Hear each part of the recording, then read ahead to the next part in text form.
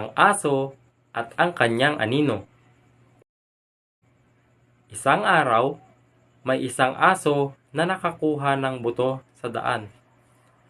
Masaya niyang dinampot ito at tumakbo patungo sa kanyang bahay. Habang dumaraan siya sa isang tulay, tumingin siya sa ibaba at nakita niya ang kanyang anino sa tubig. Inisip niya na may isa pang aso na may dalang buto na mas malaki kaysa sa kanyang dala.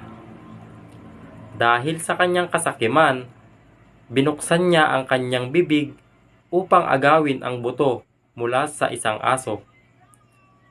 Dahil dito, nalaglag ang butong hawak niya at nahulog sa tubig. Nang makita niyang wala na ang buto sa tubig, napagtanto niyang ang kanyang kasakiman ay nagdulot sa kanya ng pagkawala ng kanyang buto.